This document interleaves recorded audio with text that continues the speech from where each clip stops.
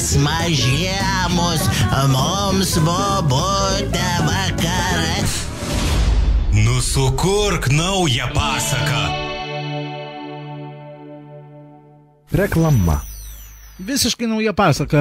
2016 metų versija nuskambės netrukus ir mes džiaugiamės, kad tas pasakas padedat sukurti jūs, atsiųsdami savo 3 žodžius. O už tai mes turim labai gerų draugų, pieno žvaigždės, kurie dovanoja pasakos ledų rinkinuką.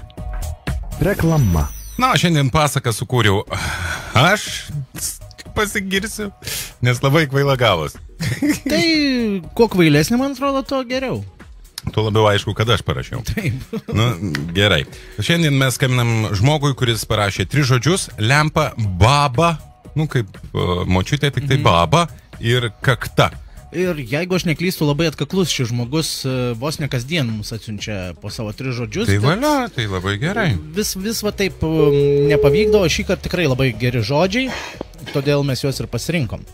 Labą dieną. Labas, Modestai, jau žinai, kas skambina, ne? Jau girdėjau.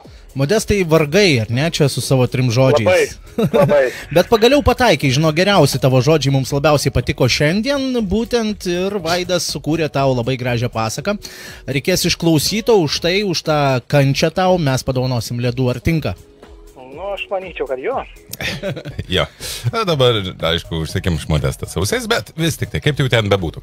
Modestai, tavo sukurti žodžiai buvo lempa, baba ir kakta. Aš visus juos čia savo istorijoje šitoj pasakėčiui, netgi sakyčiau, panaudoju.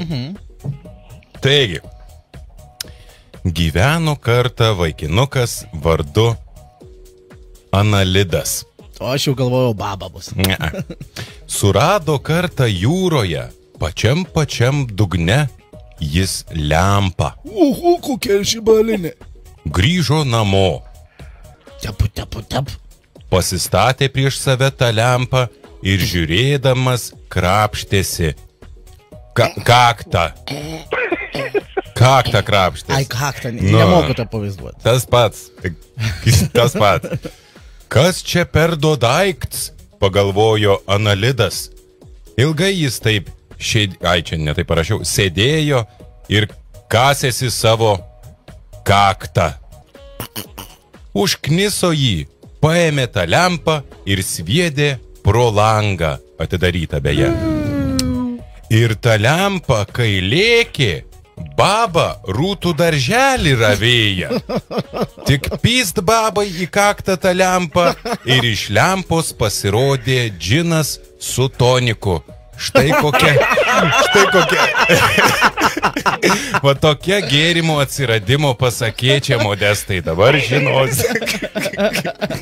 Čia vaikams paskaityti. Galėsi papasakoti. Nužudėjai su pabaiga. Ilgai galvojau, kaip čia užbaigus linksmiau, tai gal pavyko. Tai Modestai, lauksime tavęs studijoje. Ačiū tau už 3 žodžius. Bet nepadėk ragelio dar. Ir pasistengiai. Gero tau savaitgalio, iki. Dėkui. Iki.